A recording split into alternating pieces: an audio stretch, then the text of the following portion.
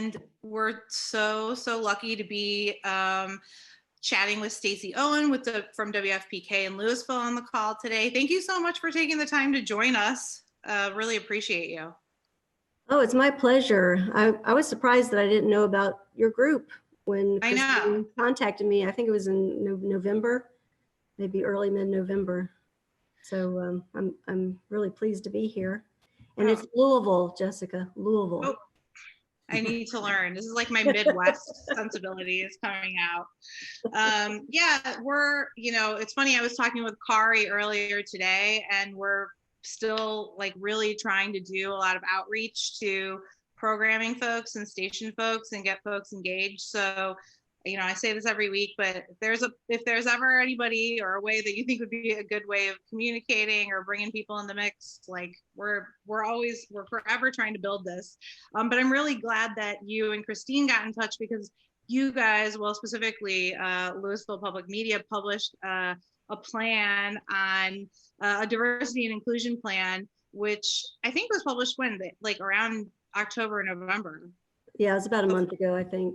Yeah, but I was digging into it, and it sounds like actually the wheels were kind of put in motion on this whole idea in 2019. So I think a good way or a good place to start would be like, what was the impetus of kind of getting rolling on this project over there? Mm-hmm.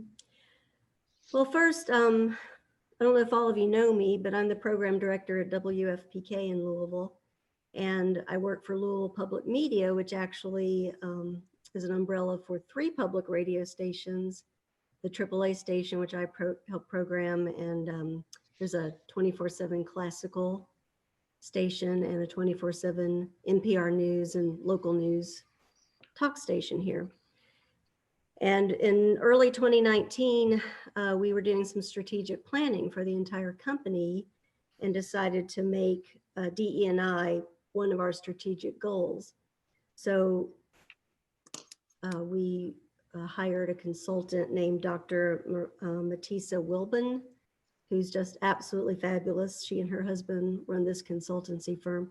And we've been through almost a year of DE&I training before all the unrest began in the summer, which when I look back at it, it really became a blessing, because it's hard work to face your biases, implicit or not, and to talk about them openly and honestly. And it took a lot of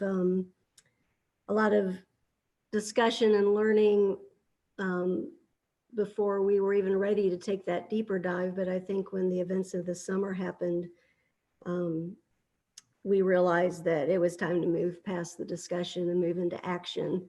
And that's when we decided to put the report together and to take a really hard look at our community and how well we were representing everyone in our community. And also to survey ourselves, our staff, how inclusive were we being, in the hiring we were doing. So we surveyed the staff, which includes about 55 full-time staff members. We have some part-timers. We have some folks that are contracted, to do specialty shows, those kind of things. And we also surveyed our board of directors and our community advisory board, and looked at sex, gender, race, ethnicity, and LGBTQ status. We had about 93% participation from the staff. I wish that had been 100%, but it wasn't mandatory, because some people don't want to talk about those things. So we put the report together, and we wanted to just publicly share how diversity is represented in the work we're doing and in our own staff. So in the report, I don't know, I think you all shared it in the agenda, but if you've had a chance to look at it, we talked about how diversity is represented in our news stories. I think news stations have been guilty for years of only going to sources for stories that aren't very representative of the entire community.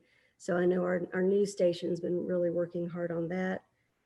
Also, the voices that are on the air, and also the music mixes themselves. I did a very extensive survey of I just took a random 2-week chunk from our playlist and went song by song and looked at race and diversity in our mix.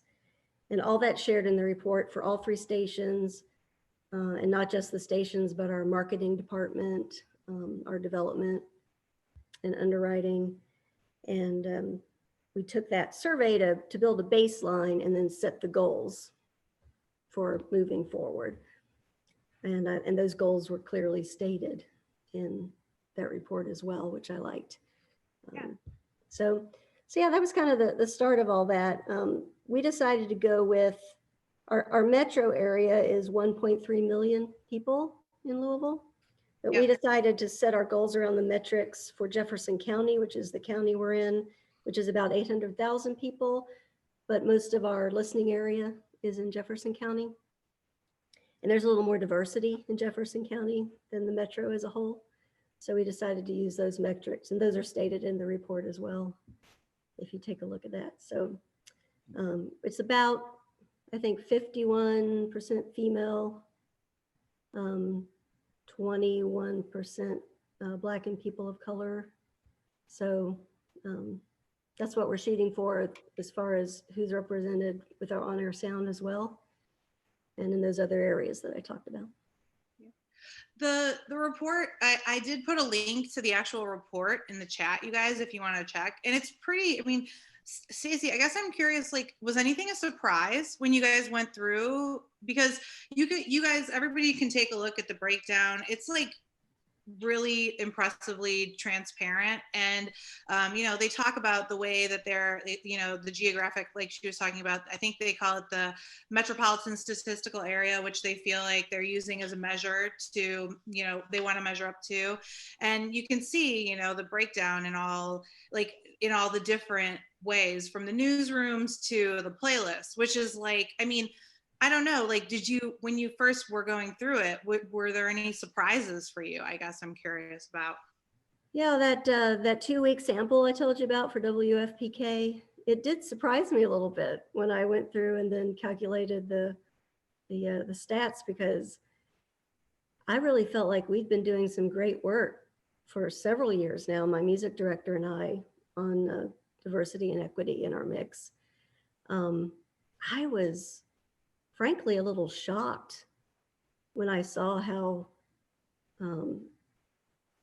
little diversity there really was in the overall mix.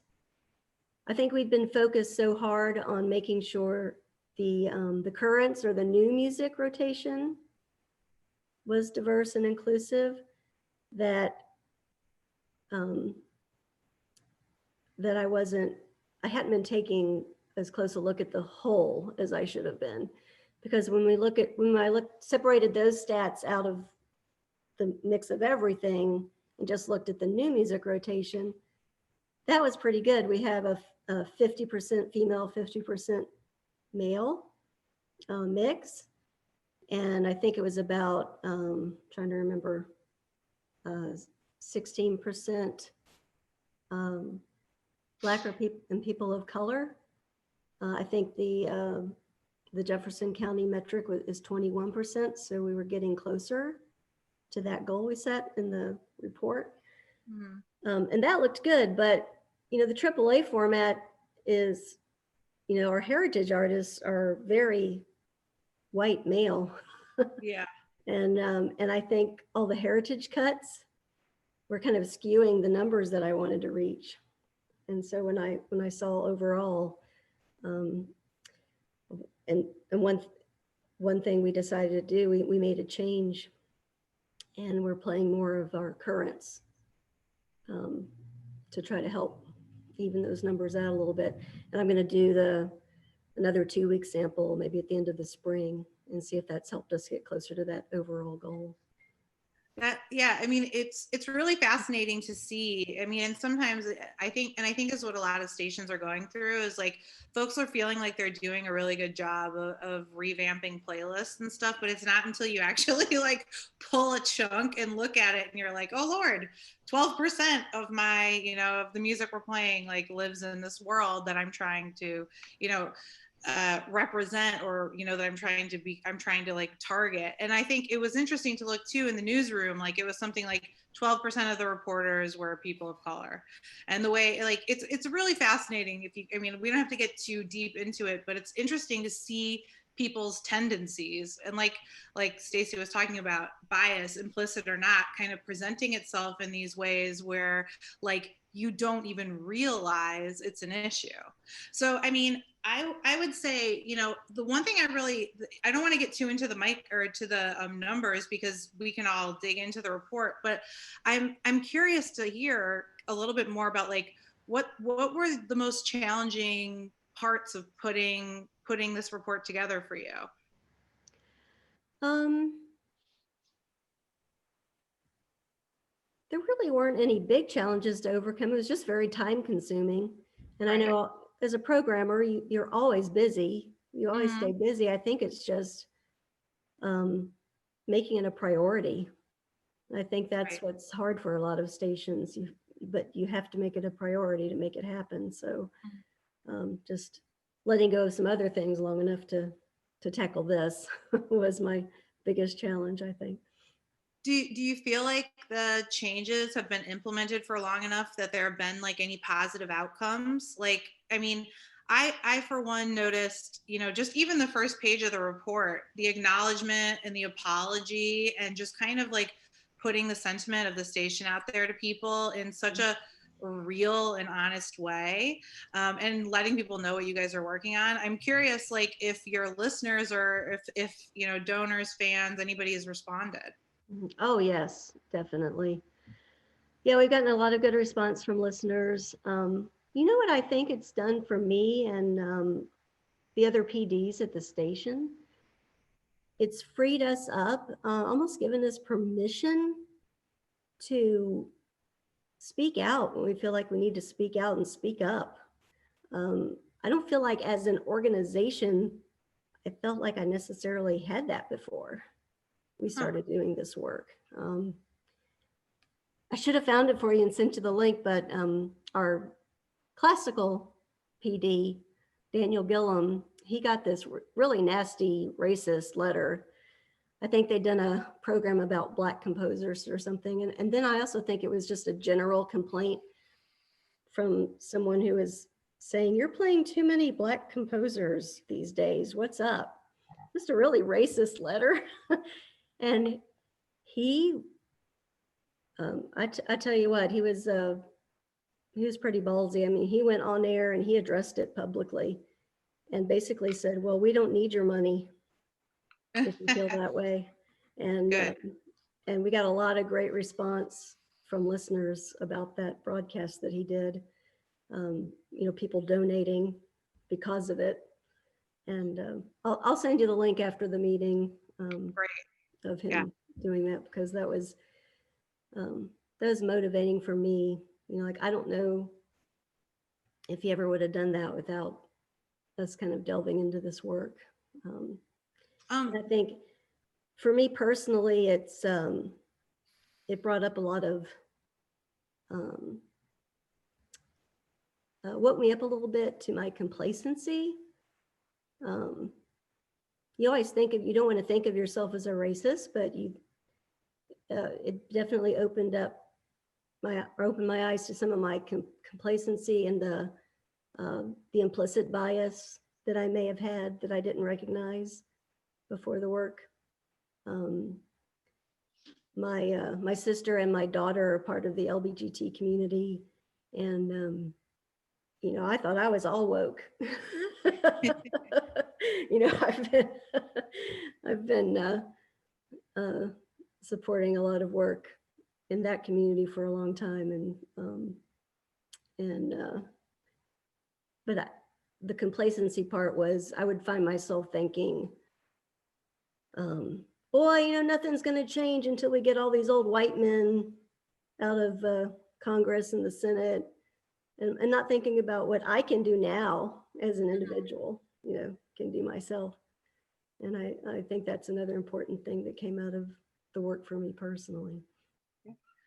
I'm curious, like out of the stuff or out of the changes that you've implemented so far, what has there been any things that you guys have done and seen positive response from, or any kind of like measures of success, success in quotes, but Well, internally, I took a good hard look at programming after the survey.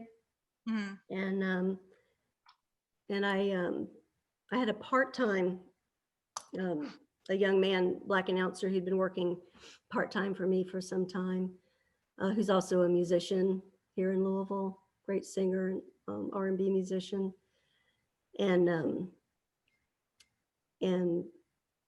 asked to promote him to full-time. So he's my midday host now, Monday through Friday. I'm doing a great job. I took a reggae show that had not done well for a number of years. And one of the announcers there, I asked him if he might be interested in kind of tweaking that program, still doing some reggae, but also doing some hip hop and R&B and other genres he had told me he was interested in. And so now that's a 2-hour program instead of a 1 that he's hosting. And internally, I also added Carmel Holt Shiro's program. They're just trying to think of some things I can do right now to balance things out a little better now that I had my eyes open to that. And internally, as an organization as a whole, we've got some new initiatives that I really love. We actually have a DEI committee at LPM now that's taking a look at our policies and procedures and making sure they're inclusive. One of the things that came out of that DEI committee is we now have a mentor program for new hires. When someone comes on board, they're paired with someone who's been at the company for a while, just to have a resource to ask questions, talk about the culture of the organization, and just as a resource to anyone who's a new hire. And we've also just hired someone to head our podcast department. We do have a handful of podcasts that we do, including one that WFPK does, which is a music news update, daily music news update. And this woman is going to be running, among her other duties, a podcast incubator for our community. So if there's someone who has a story to tell but isn't quite sure about how to tell it or how to produce it, they can come to LPM and work with our podcast incubator program. That's so cool. Put their podcast together. Yeah, I love that. We have specific goals and rules around hiring now.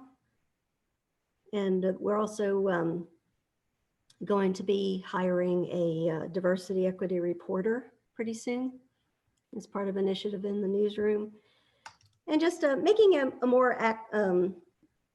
taking a more active stance in making sure that any features that we're doing are more representative.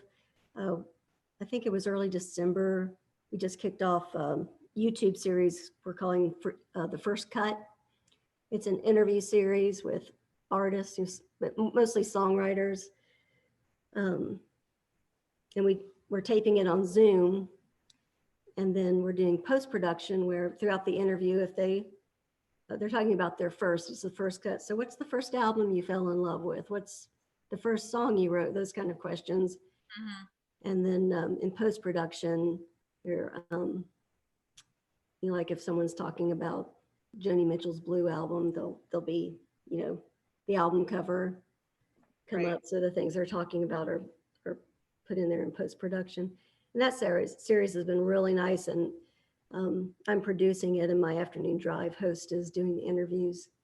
And I've made a concerted effort to the interviews that I'm booking are more representative and diverse, more women, more people of color. So yeah, just to have it present in mind. Yeah. I mean, I made a note about the hiring practices because there's like a whole, like, I thought that was really, as you're trying to identify the issue and why, like people stories are turning out the way they are and sources are being sourced the way they are, and like I thought it was really great that and really it's something that we've been talking about, how important making changes internally and kind of in the structure so that the people, like a company structure, a staff structure, reporting, a newsroom structure, those things tilt the scale in such a very, very important way, just not only perspective wise, but like, just the level of detail that you guys were looking at, like where, if it's this type of story, where is the source coming from? Like thinking about it, I mean, I mentioned this just because all the hiring stuff that Stacy's talking about for the station that she could do immediately is so important, but it's clear that like these guys are looking at, okay, this is the long haul. I mean, it's a 3-year plan, but it's a long haul promise. And so, I mean, I would ask, one thing I'm curious about is just if there's any, as we're talking to more and more people about trying to get them to do studies similar to this, like, do you have any recommendations, like anything you do differently? Like what, because it sounds like overall the kind of outcomes you're finding are all things which you feel have been like important enough to affect change around so far. Mm-hmm. I think one of the main things I would have done differently is before I delved into the research myself, I would have talked to someone who works with stats professionally to find out what's the most effective way I could look at these numbers, or what should I be looking for before I dive into it. Because I did it a little bit differently than the PD at the classical station did it. And I wish I'd taken the time to talk to someone who worked with those kind of numbers professionally to figure out ahead of time what the best way to look at it would have been to get the truest numbers, I guess. I feel like I came close once because we have someone on, I didn't know at the time, but we have someone on our board who does do that. And he looked at them after we gathered the numbers and gave us a few suggestions, but I could have saved myself a little time. And I'll pose this last question to you, but also to the group, as we have like a bunch of stations here, is like, what do you think stations can learn from doing this kind of report? And for everybody on the call, are there things that you guys want to ask Stacy about what she's done and like, outcomes that you're curious about? Because like, this is the thing, is like seeing and having these conversations and like hearing about how positive the like kind of dissecting this stuff and actually, even though it's time consuming going through it all has been, is like, this is the message that we want to, folks to know. So like, what in your kind of, even though you're still mid process, I understand, like, are there any takeaways that you'd want to offer, Well, the best thing it's done for me, and I think for a lot of my colleagues, is it's gotten us out of our own little bubble. Things that you think are true aren't necessarily so, which were evident to me when I looked at the stats that I'd gathered. It can be, just as much of a wake-up call as having people marching through the streets of your city protesting all summer. We've been living with a lot of that amplified here in Louisville too, because this is where Breonna Taylor was murdered by the police. So there are still people marching in Louisville on a regular basis. Yep. Yeah, I think for me, that was the main reason to do it. If you're really taking it seriously, you have to do it so that you know what's true and what's just a perception of what you're doing.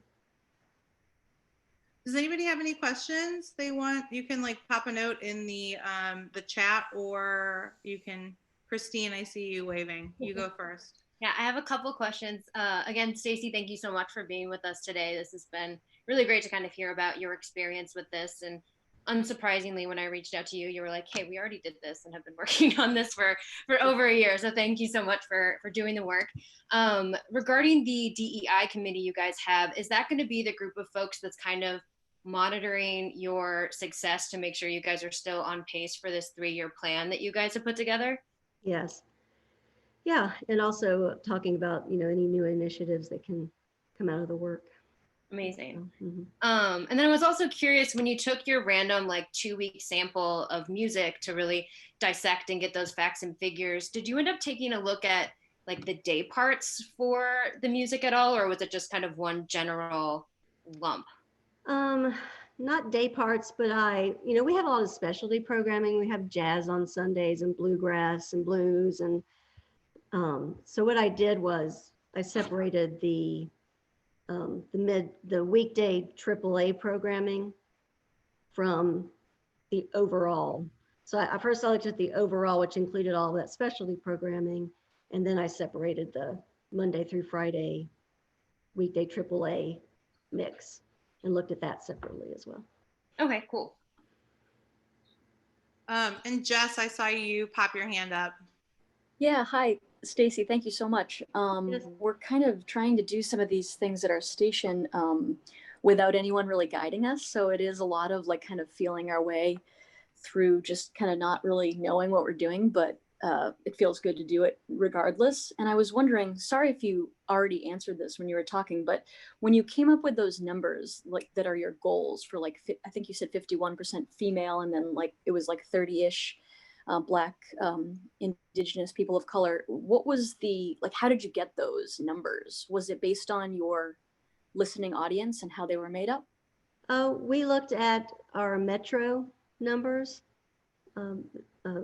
citywide, and kind of honed in on Jefferson County, which is where most of our listenership is, our signal reaches. And it's there in the report if you want to look at it a little more closely. But we took those numbers and we set our goals by the metro numbers in Jefferson County. Great, thank you. Mm-hmm. Yeah. Also, I know that not every station can afford to hire a fancy consultant to come in. And I actually emailed her and I asked her if she would have a suggestion for a resource, a website. And she was very nice and shared a wonderful website. I checked it out after she sent it to me. It's called, I didn't see it in your resources on your page. Forgive me if it's there already, but it's called nonprofitlearninglab.org. I'll send this in an email afterwards as well. But it's nonprofitlearninglab.org/DEI. And it had some really good resources on there, and some resources that you can specifically use for starting DEI in your business. Oh, cool. Or your organization. So yeah, it looked like there's some really helpful stuff there. And yeah. if you want Matisa, I think it's Wilbin Enterprises, I think is the name of the company. But if you want her information, I'm happy to share that as well. Great. Mm-hmm. I have a quick question. Mm-hmm. Stacy, when you guys, when you were talking about increasing more currents than heritage artists to help boost the numbers, was there any discussion about increasing the number of Black, Indigenous, people of color within the heritage artists? Yeah, we've talked about that. I think more so with female versus male on the first go round. I think we can do more with the new music mix, because I don't want to sacrifice quality of the mix just to find, other artists in the heritage in that era, because there just weren't that many of them. So there's so many, diverse, wonderful artists that are making music today. I feel like it makes more sense to kind of look at that new music mix and do more of that. But yeah, we have looked at the heritage artists as well, and made sure, you know, some of the, I don't know what programs you use, but with Selector, you can quarantine certain artists for a while. So I've got my music director going back and looking through maybe artists that have been quarantined for a while that we need to start playing again or playing more often in that the heritage mix. So we are looking at that, but I don't want to do something just to do it. You know, you still have to consider the best sound for your station. I think we can make our station sound the best by focusing more on some of the newer mix and newer artists. Someone else might have a different opinion. That's fine. Does anybody else have any questions? I got one. You know, Okay. I got to throw a question in the joint. Stacy, this is awesome, by the way. I appreciate you taking the time to come here and share your experience with us, what you're developing. I do think that sounds very painstaking, and sometimes that's what it takes in order to make something happen. I was wondering, to go back to what you were talking about when you realized that, like, you know, that 12% or whatever, where you felt like you were doing something and you found out you weren't really doing that much. Mm-hmm. Has this process changed your perspective and definition in your mind of what, per your values, so to speak, what diversification and inclusion really are or mean? Oh, and if definitely. so, how? Definitely. Well, on a personal level, it goes back to not just saying you're not racist. You have to be anti-racist. That's something I've really come to realize through the sessions with Dr. Wilbin and the DE&I training that we've been doing, what that really means. So that's something I'm working on personally. And also working on recognizing the implicit biases I might have. I catch myself now when I start to make assumptions about some things. Now that I'm actively thinking about it every day, I catch myself doing that. I'm trying to think, there was an example recently. What was it? Oh, my daughter was interviewing for a new job. This was a few weeks ago. And she said, hey, you know, I went through the first interview and they really liked me and I'm going to talk to the boss tomorrow. And I said, oh, what time do you meet with them? What time is the Zoom meeting? And immediately I said, wait a minute. There was implicit bias in that statement. It could be a woman. And she said, yeah, Mom, her name's Patty. You know, so just actively thinking about it and catching it, you know, as I'm doing it has been a big way that I've changed.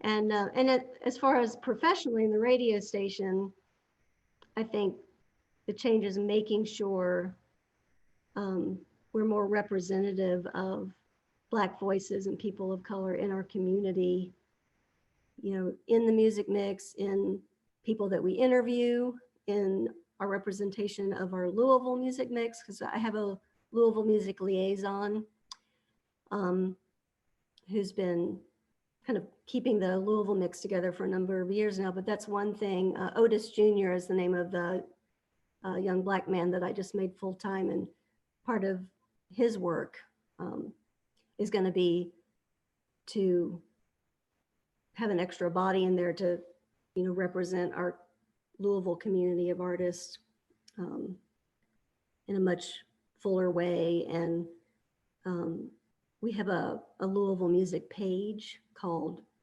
our area code is 502, and we call it 50 Tunes is our Louisville music page.